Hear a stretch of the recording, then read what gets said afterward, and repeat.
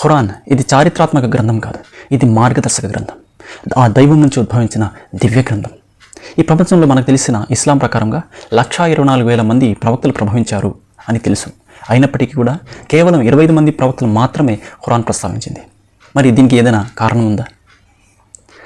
దైవం అధ్యాయం 6 124వ ఆయతలో ఎవరికి సందేశం ఇవ్వాలో తనకే బాగా తెలుసు అంటూ స్పష్టం చేస్తున్నాడు. కాబట్టి ఎవరికి సందేశం ఇవ్వాలో వారిని మాత్రమే ఎంపిక చేస్తాడు.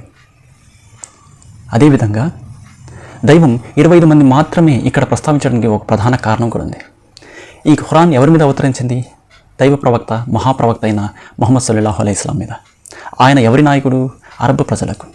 వారి ఏ భౌగోళిక చరిత్ర తెలుసో, వారికి ఎవరు తెలుసో, వారికి ఏ భౌగోళికంగా పరిచయం వ్యక్తులు తెలుసో, వారికి ఏ కథలు చెబితే వారి మనస్సు చలించి మార్గదర్శనం వైపు నడుస్తుందో అంతా కూడా దైవానికి బాగా తెలుసు. కాబట్టి వారికి తగ్గట్టుగా వారి భాషల్లో వారికి తెలిసిన చరిత్ర నుంచి, వారికి తెలిసిన భౌగోళిక ప్రాంతాల నుండి వారికి ఉత్సాహపరిచి వారిని ఉద్వేగభరితంగా మార్గదర్శనం వైపు చూపించే కథల ద్వారా, ఆ ప్రవక్తల ద్వారా మాత్రమే ఇక్కడ ప్రస్తావించడం జరిగింది. అంతేగాని మిగతా ప్రవక్తలు తక్కువ, ఈ ప్రవక్త మన మహాప్రవక్తనే ఎక్కువ అనేది ఇక్కడ ఎక్కడ భేదభావం చేయట్లేదు.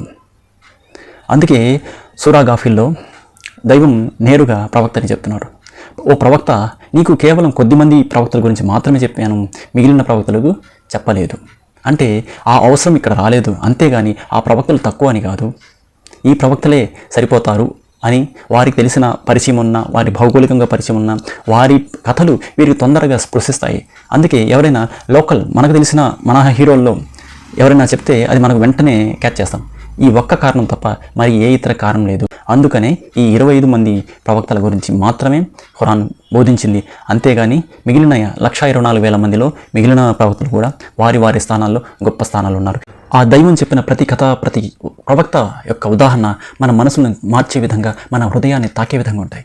అందుకే దైవం తగిన వారిని వివరించాడు, తప్పకుండా తగిన వారిని ఎన్నుకున్నాడు, మిగతా వారిని విస్మరించలేదు, కావాల్సిన వారినే ప్రసంగించాడు.